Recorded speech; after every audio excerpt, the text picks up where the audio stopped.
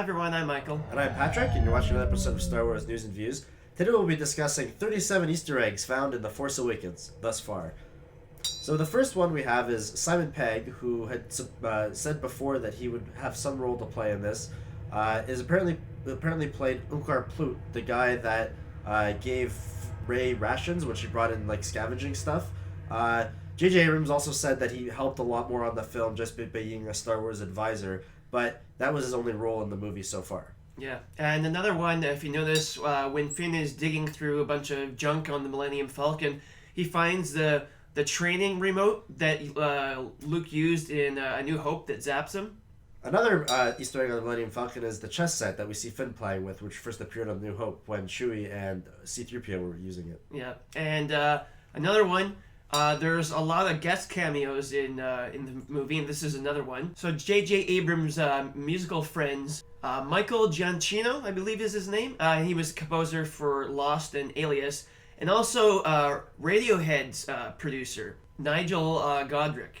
And they played two stormtroopers. Another one is Broadway composer Lin-Manuel Miranda, also actor, helped J.J. Abrams create the two songs in Maz Kanata's Cantina. They were titled Jabba Flow and Doppler Doompa. Apparently the two of them voiced did the vocals for it and wrote the lyrics in Huttonese, I guess, which is Jabba the Hutt's language, which they said was a lot of fun to do.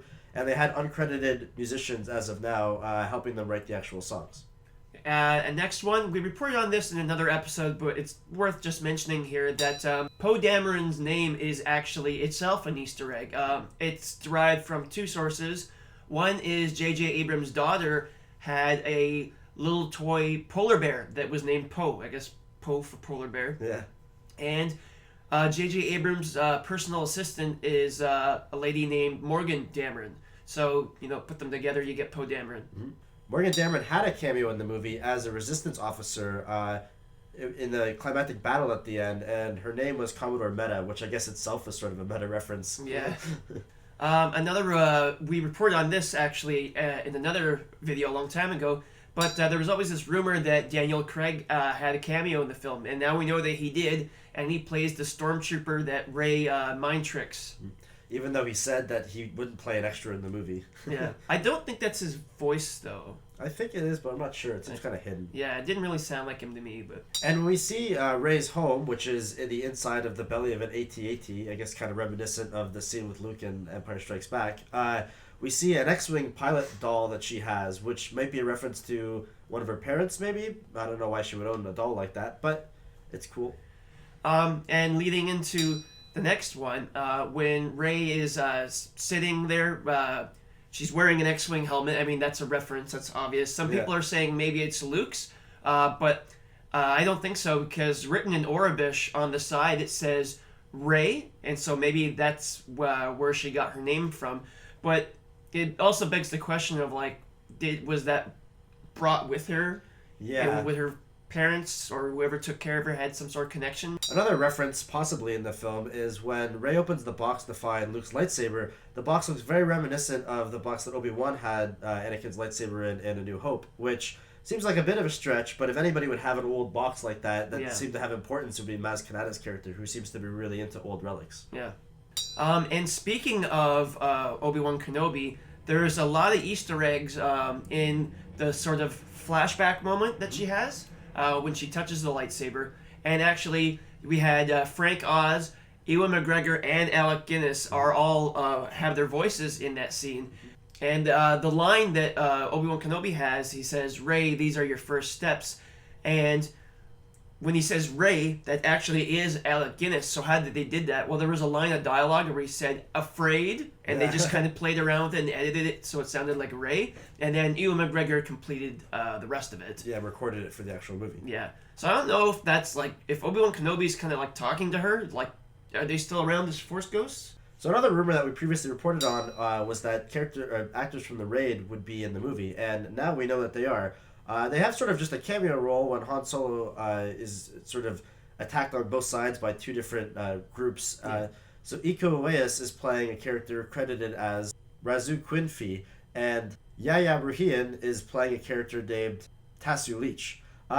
It seems like they were very quick cameos. I kind of wish they would have had an actual stunt scene, but, that's all we get. Yeah. And another sort of Star Wars tradition, every film has the same line said in every movie, which is, I've got a bad feeling about this.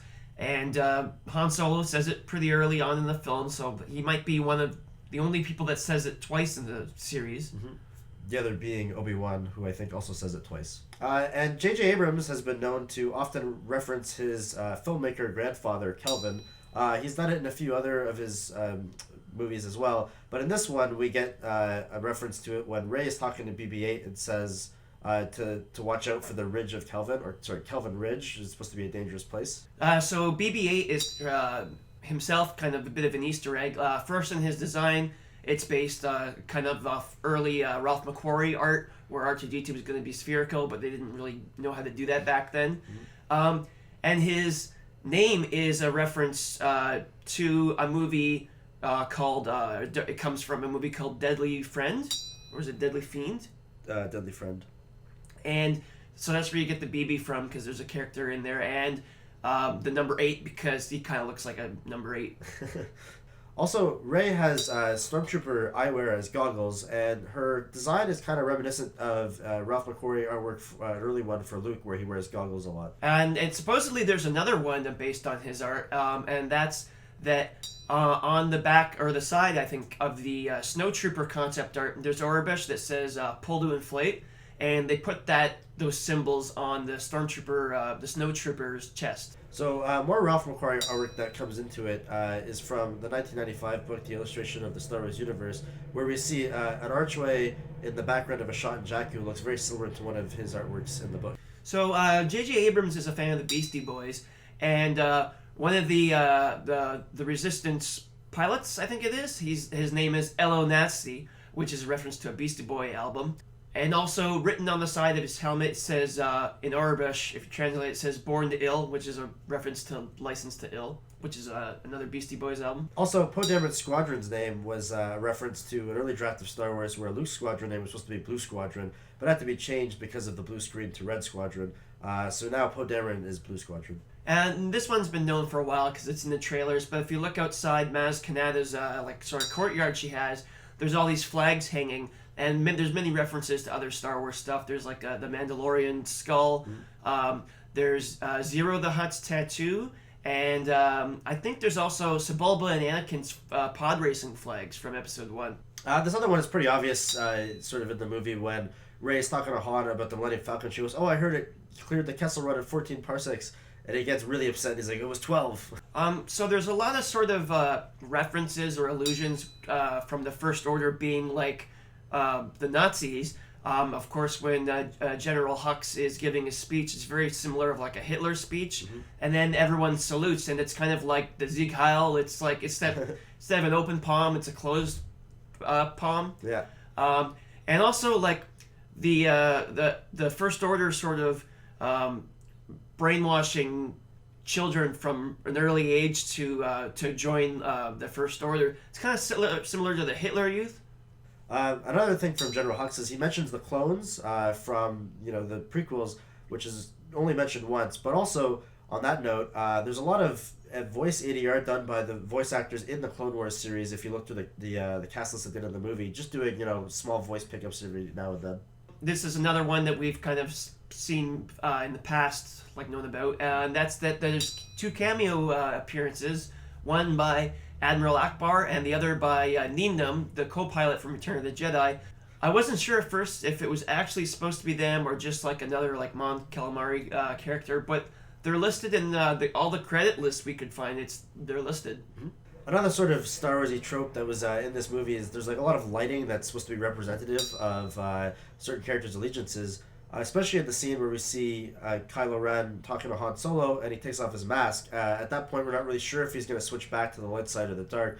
And at that moment in the film, he has one side of his face is covered in blue light and one side is red light, which is supposed to represent either side. And then after he ends up killing Han and the sun sets or disappears, we end up seeing his face fully illuminated in red, kind of indicating that he's gone completely to the dark side. Another Easter egg in the movie is that there's a lot of film homages done by J.J. Abrams in this movie with different shots. such as the one that we mentioned before, where the TIE fighters are coming in, the silhouettes of the sunset. It's very similar to Apocalypse Now. The burning of Jakku Village with Captain Phasma is very similar to Full Metal Jacket. And also the scene with the Knights of Ren is very similar to where they're standing in the rain. It's very similar to the Seven Samurai. And also the one that I had said before is that I kind of thought that Snoke was sort of very reminiscent of the Wizard of Oz, where he's making himself seem bigger and larger than life, and actually could just be like a facade, and he's actually smaller. So Finn's name is itself kind of a sort of Easter egg reference, because the Stormtroopers don't have actual names, they just have alphanumeric designations, and his is FN 2187. And 2187 is actually the cell block number that Princess Leia was being held in A New Hope. And that itself was actually a reference to another film called 2187, which was, who made it? Arthur Lipsett, I think? I don't know. But Lucas used to watch that movie all the time when he was in college, and it really influenced him. And he says that's one of the reasons why most of his college movies were titled as numbers. Another sort of Easter egg is a joke that came from the movie Clerks, where Randall and Dante are talking, and they're like discussing about how they would build the Death Star, and they'd said like, oh, they must have had sort of like contractors come and help, right? And he makes a joke. He's like, do you think a stormtrooper would know how to install a toilet main, right? Just because like, how would they have other jobs? They would have to get like outside crew. But of course, in this movie, J.J. Abrams actually answers that, as we see with Finn. He's a janitor, stormtrooper, and I guess he would know how to install a toilet main. And it kind of seems that all these stormtroopers, as well as being soldiers, also have other jobs that they're supposed to do in like the Empire or First Order. In this case, a janitor one. And because of that, there's also the nod from New Hope, where he mentions that there's a traction compactor to throw Captain Phasma in, just like in Star Wars Episode 4. Did they do that? I think they did. I think it was implied, but she probably escapes. And this one's kind of a nice little reference that when they're celebrating after the destruction of Starkiller Base, there's a shot of a droid, and it's been revealed it's R2-KT. And it's named after Katie Albin, who died 10 years ago, and they sort of canonized her as her name into a droid previously in the expanded universe, I think, and now they're sort of officially recognizing that. Another common theme in Star Wars is that someone loses a limb or an appendage or something, which has happened in almost every movie. And in this one, there was no actual like limb being lost, but there is sort of a nod to it in the fact that C-3PO's arm has been replaced by a red arm, and we never actually see that happening in the movie, but he mentions that there was a story about it happening previously in between the episodes, so it's kind of like he didn't lose it in this time, but there is someone who has lost an arm since we've seen them previously. So, Bill Hader and Ben Schwartz, who I think they're two comedians? Yeah. They provided the voice for BB-8 by using just like a voice modulating app on J.J. Abrams' iPad.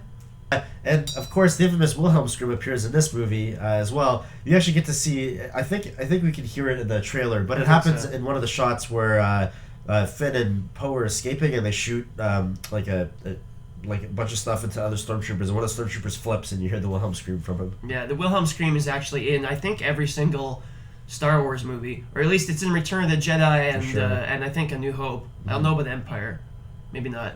But anyway, it's a long-standing tradition. It comes from, I can't remember what the name of the movie is, but there's a character named Wilhelm who gets shot in the leg with an arrow, and he makes that scream, and like it just gets put into every movie now. And the last Easter egg we have for you today is when Rey's on the Falcon. When she first gets there, she says, "Oh, the motivator's broken," and that's a nod to A New Hope when Uncle Owen and Luke are looking for droids, and they find R5-D4, and they say, "Oh, this droid's got a bad motivator or whatever." So it's kind of like canonized whatever this thing is, and it also exists on the Millennium Falcon. Yeah. And it also is kind of a throwback to like the Millennium Falcon keeps malfunctioning like an Empire Strikes Back. Yeah. So that's it for now. That's just the ones that we've discovered and that we've read about so far. It's quite a bit. Yeah, I'm sure there's more to come, probably, but that's as much as we've gotten from only seeing the movie once and it being out for less than a week. Yeah, so I guess that's it. Thanks for watching, guys. If you've discovered anything that we missed, be sure to let us know in the comments, because I'm sure we have only seen the movie once, and we just kind of read a few interviews where they give out this stuff. Yeah. So if you know of anything else out there, be sure to let us know, and we'll see you next episode.